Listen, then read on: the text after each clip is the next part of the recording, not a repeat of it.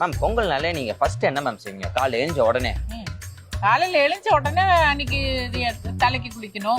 ஏன்னா அந்த முதல் நாள் வந்து போகி, பழையன கழிதலும் புதியன புகுதலும் சொல்லுவாங்க.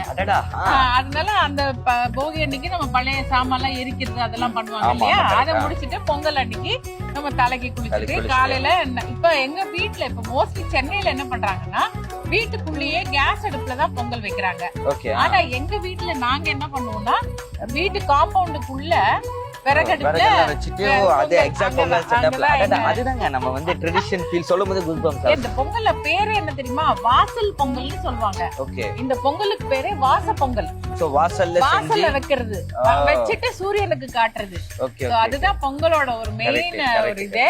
சோ பிளாட்ல இருக்கிறவங்க கூட என்ன பண்ணலாம்னா கொஞ்சம் கஷ்டமா இருக்காது. அதுக்கு ஒரு ஐடியா சொல்லுங்க. அதுக்குதான் பிளாட்ல இருக்கிறவங்க கூட என்ன பண்ணலாம்னா வாசகாலுக்கு மஞ்சள் குங்குமம் எல்லாம் வச்சுட்டு கிழக்கு பக்கமா பார்த்து சூரியன் எங்க இருக்காரோ அந்த பக்கத்துல உங்க வாசல்லையே அழகா ஒரு சின்னதா நீங்க ஒரு அடுப்பு செட் பண்ணி, இப்பதான் மண் அடுப்பு விக்குது இல்லையா? அந்த 3 இது இருக்கிற மாதிரி உள்ள விறகு போட்டு எரிக்கிற மாதிரி அதுல வச்சு பண்ணி நீங்க பொங்கல் அழகா செலிப்ரேட் பண்ணலாம். மனசு இருந்தா மார்க்கம் உண்டு. அதனால மார்க்கம் வந்துட்டாங்க. அவ்வளவுதான் மேம். அப்படியே நம்ம மக்களை பார்த்து ஒரு பொங்கல் விஷயம் சொல்லிட்டீங்கன்னா சூப்பரா முடியும்.